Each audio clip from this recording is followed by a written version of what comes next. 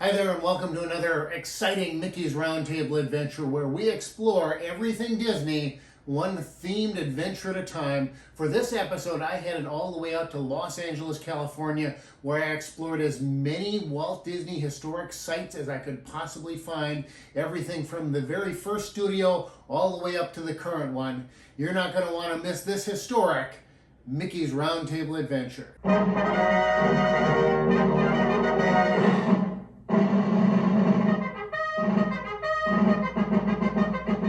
So just last week I headed over to Disney's Hollywood Studios here at Walt Disney World in Florida, and I do really love the front half of that park. It is dedicated to old-time classic Hollywood, the golden age, the Hollywood that never was but will always be. I also had lunch there at the Brown Derby. The Hollywood Brown Derby was a chain of restaurants located in Los Angeles during the 1920s, 30s, 40s. Don't know when they shut down all of the locations, but they don't exist anymore. But there's still quite a few historic sites related to old-time Hollywood, classic Hollywood, that are still out there in Los Angeles, including a number of sites that are directly related to Walt Disney and the Walt Disney Company. So when I was out there last month, I did just that. I went and I did a big old tour of as many different sites as I could. My very first stop in Los Angeles, the same as Walt's, was Los Angeles Union Station, the train station there that he would have arrived at after coming from Kansas City. He had very little in the way of possessions. I think basically it was the clothes on his back and a few dollars, but enough to get him to Los Angeles, where he did have relatives. He had family, including Roy Disney, the co-founder of the Walt Disney Studios, and an uncle, Uncle Robert. So him and Roy headed to Uncle Robert's house, where they rented a room for a short time. That house is still there, 4406 Kingswell Avenue. They just got done remodeling, and I watched a number of other YouTube videos, and folks that visited the site went by the site. There were big fences up and they were doing remodeling. It looks like it's all done. Now, it's a private residence. It's not a museum or anything like that, but they do have a historic connection to Walt Disney. So the very first studio that the Disney brothers had, back then they originally called it the Disney Brothers Studio, it wasn't much. It was basically, it was a garage back behind Uncle Robert's house where they set up some camera equipment and drawing board. Now, the garage isn't there anymore, and if it was, it would be in the back and probably couldn't see it. But you can see it if you head over to the Stanley Ranch Museum in Garden Grove, California. You gotta take a tour. It's typical of a lot of county museums and small town museums that you'll go see. They got a number of different buildings and historic artifacts and things, and you go through the tour. But one of the things on the tour is that original garage. The owners of what was formerly Uncle Robert's house, they didn't have any use for it. It was too small for their use. So they put it up for auction, for sale, and they said, who wants to buy this? And nobody wanted to buy it. But the folks at the Stanley Ranch Museum there, they said, hey, we'll take it. So they've taken it, and you can go inside and look around. It's like a little museum of the early Disney years. That building, that little shed, was the very first studio that the Walt Disney Production Company, the Disney Brothers Studios, first used. Roy and Walt were renting a room from their Uncle Robert, and ended up, they moved across the street. They rented a room from there for a short period of time, and that house is still there as well. Now, they didn't use the garage at Uncle Robert's for a very long period of time either. 1923, they rented some space in a building at 4649 Kingswell Avenue, not a very far distance away at all. You could probably walk it if you wanted to. That building is still there, and it's a copy shop. Yeah, so I went in there, I got to look around. There was a diagram on the wall of how the studio was laid out. It's not a very big space out in front on the sidewalk. There's footprints and the names of Walt and Roy. There's a classic old picture of them standing in front of that very building. And so you can go and you can take a look and see that as well. It was also at that studio where Walt met one Lillian Bounds. You might also know her as Lillian Disney. That's right. Walt's wife was an ink and paint girl at the studio there. That's where he met her and courted her. They ended up getting married in 1925. They lived in a couple of different apartments in the neighborhood. One of them is gone. The other one's still there. It's just a couple blocks away down the alley, 4637 Melbourne Avenue. Walt and Lily had that apartment. As the studio did better, as Walt and Roy did better, they were able to buy a couple of homes right next door to each other. 2495 Lyric Avenue was Walt's home. Roy's house was right next to it. And I read a little note doing my research here that the very, very first Mickey Mouse cartoons that were being produced, Plane Crazy, Steamboat Willie, they were done in secret in the garage at those locations, because they didn't want the studio to know. Of course, Mickey Mouse became a huge success. Silly Symphonies became a huge success. They needed more space. They needed a bigger studio. So they bought some land and built a studio on Hyperion Avenue, which no longer exists. That building, that complex, was eventually torn down. It is now a grocery store, Gleason's grocery store. There is a historic marker there if you want to go in there and take pictures and whatnot. It is a business. It is customer parking only. So what you do is, I assume this is allowed. You go in and you buy something. There's my receipt. So I did go and buy something. I was a customer. So I parked there, got a picture of the sign and whatnot. I didn't know this last time I visited there. Just around the corner, the remnants of the original Hyperion Avenue Disney Studios that is still there is called the Snow White Cottages. They're small, little, cute bungalows where animators would, I don't know if they worked there, or if they lived there, or what the exact purpose of them was, but it was part of the Walt Disney Studios complex. They're still there, so you can walk by and check those out. Again, private residences, don't go knocking on any doors or anything like that. But hey, if you wanted to, you could rent one of those out or buy one of those or do whatnot and live there. How cool would that be, huh? Grocery store is conveniently close too. Speaking of Snow White, I also visited the site of the theater where that movie premiered at. Now, like the Hollywood Brown Derby, it's no longer there, but like the Hollywood Brown Derby, there is a replica of it at Hollywood Studios here in Florida and out in California. In California, it's a restaurant. Here, it's a gift shop. Anyway, the original theater is not there. It's now just some big office building, but there's a little park across the road in the island there, and you look at old-time photos of the theater in the background. In the foreground in that park, there is a statue of a miner. That's still there. That would be cool to incorporate a replica of that next to the replicas of the theater that we have at the parks in California and here in Florida. Anyway, that's cool. I wish the theater was still there, because that looks like it was kind of cool and very unique. So I had some time and I was getting a little bit hungry, so I headed down the road to Walt Disney's favorite restaurant, Tam O'Shanter Restaurant. This was a restaurant, was there back in the 1920s, 30s, all the way through to today. You can go in there and you can enjoy a fantastic meal. It's like a Scottish themed restaurant. And there in one of the rooms is Walt Disney's favorite table. He would always go there with his animators, and there's a little plaque on the thing, and so you can go in and you can see it, and you can sit down and you can eat at Walt's table. I didn't get to do that, because it is Walt Disney's table, and people want to sit there and eat there, and so it's good to make a reservation, which I hadn't done. But the folks that did make a reservation, they saw me shooting video, and they were nice enough to let me sit there and took a picture for me. So I got to do that, and then I ate at my own favorite table. Anyway, very good, very cool. Neat that that's still there. Now, of course, with more money and more success means needing a bigger house and a nicer house, and so Walt and Lily did just that. That house is still there, so it was the second home that they built and that they own themselves. 4053 Walking Way. They lived there from 1933 to 1950. It's up there on the hill. The Hyperion Avenue studio, that's where they produced Snow White and the Seven Dwarfs, which was a huge success, and with huge success becomes money, so they built a new studio out in Burbank, California. That's the studio that is still there today. Now, the last time that I was out in Los Angeles, and I did some of these sites, not all of them, I wasn't fully aware of all of them, but I did stop by the studio, and I walked around the perimeter. I didn't get to go inside or anything like that, just looked through the gate.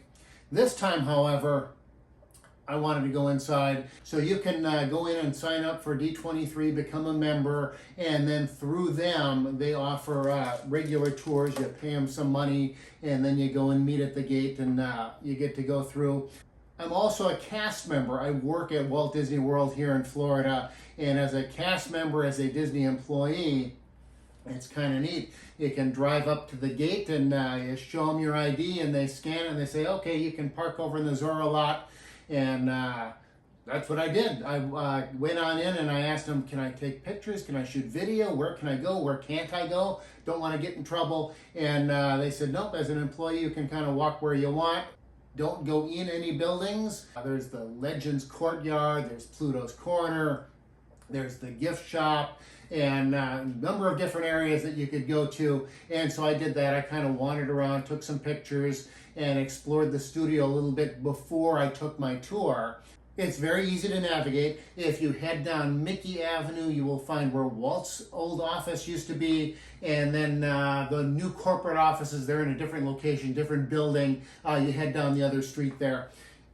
But so for the tour, you cannot shoot video or do any kind of audio recording, which makes sense. People pay money to go in there and see this and hear the stories and hear about all the history, and they don't want a recording of any of that, so I did not do any of that. But they do let you take pictures at various areas, various locations, Pluto's Corner, the Legends Courtyard, and then you do get to go up into Walt's office.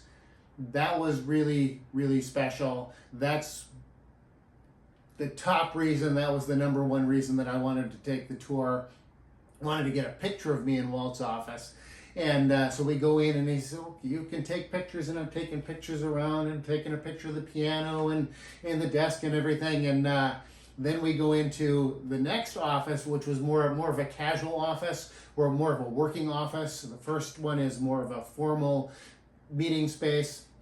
And as we're heading into that less formal office, I asked the tour guide, are we going to be coming back through there? You know, maybe thinking it's a dead end and we'll turn around and go back out. And he's, nope, that's it. We're done in there. And so I'm like, oh, I didn't get my picture. I'd done a selfie, but I wanted a good one. And so I asked him. And so he took a picture of me real quick. So I thank him a lot for doing that. So that was really cool. We go down to the Disney archives and you get to look in there. That was neat. So the Hyperion Avenue studio, they've got Walt's original desk from there was sitting on display, and then on the wall they had blueprints of it, and that was cool. The building's not there, but they do know what it looked like and exactly how it was laid out and the whole thing. I would highly recommend doing that again if you're a Disney fan and love Disney history. The studio is someplace you definitely want to go. While he was at the Burbank studio, he built a new home at 355 Carrollwood Drive. That home's no longer there. This is the second time that I've driven by there. You drive up the street and there's not a whole lot to see. There's big hedges and stuff. I think the gate that's there might be where the original gate was. Not a whole lot there to see. Just big hedges hiding bigger houses and whatnot. So it's kind of sad that house isn't there anymore. That's the home where Walt had his Carrollwood and Pacific Railroad, his miniature trains that he had in the backyard that went under his wife's rose bushes and the whole thing. That barn got preserved, it got saved. It's in Griffith Park. The Los Angeles Live Steamers organization maintains it, and there's trains that you can ride on. I didn't do that this time. I had on my previous visit, and I didn't get to visit the barn last time, but I made sure to visit the barn this time. It's only open one Sunday a month, and I made sure that my trip coincided with when that barn was going to be open so I could go and tour it. It's neat. They also have the Combine 1, one of the original Disneyland Railroad train cars, is also there that you can go and look at. A whole bunch of volunteers were there, and they tell you all about what the barn was and the history of it and Walt Disney's love of trains. Also in Griffith Park there is a carousel. Now this is the carousel. Walt told the story about how he would take his daughters out and they would go to the carousel, and as he was sitting there watching them on the carousel, it made him think, hey, somebody should build something that parents and kids can enjoy together, the whole thing. And it was kind of an inspiration for Disneyland along with the trains. That carousel's still there, wasn't operating when I was there. Apparently it's been shut down since COVID, so I didn't get to ride the carousel.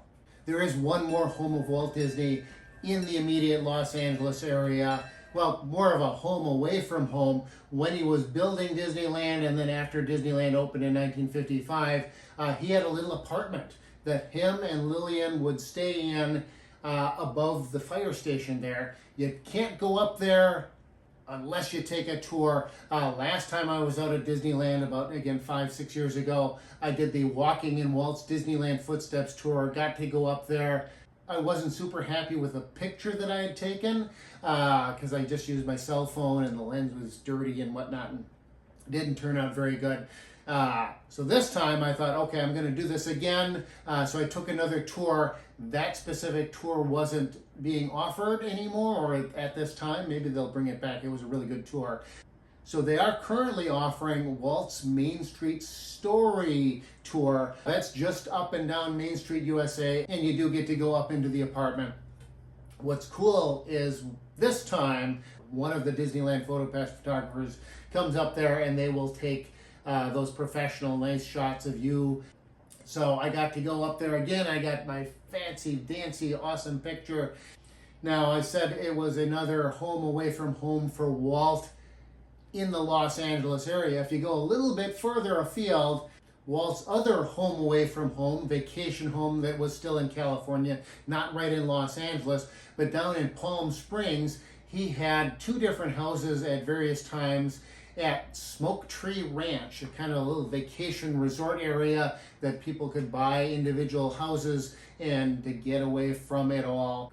I did go up and get a picture next to the sign, and then I also drove around on the other side beyond where Smoke Tree Ranch is. There was a hiking trail up kind of through the mountains that overlook Palm Springs there. And so I went and I hiked up there and got to look down into the valley and into where Smoke Tree Ranch is. Also there in Palm Springs is the Palm Springs Air Museum. It's primarily a military aviation museum, but they do have a major exception. They have Walt's private plane. The plane that he used, the Mouse, that he would fly around the country. He flew to Florida to look at the land that he was buying for that Boondoggle, the Florida project, and all over the country and whatnot. It was sitting for a long, long time here in Florida, just rotting away, and they finally went and restored it, the outside anyway. They need to do the interior, but now it's at a much better location and it's being taken care of there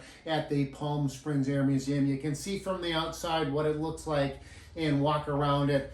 Inside the museum, in one of the hangars, there was a display showing pictures and diagrams and some of the instruments that were in it, or recreations of the instruments. I'm not sure if they were original or not. Walt would have in the back of the plane, he had a little instrument panel of his own that he could see the airspeed and altitude and different things. Very cool piece of Disney history. Hasn't been there very long, but if you are out in Los Angeles and you want to go a little further afield, Palm Springs, and go to the Air Museum and check out Disney's personal aircraft. Walt passed away in 1966 at the hospital right across the street from the Walt Disney Studios. I also took time to pay my respects to Walt Disney at his gravesite, his final resting place there at the Forest Lawn Cemetery in Glendale.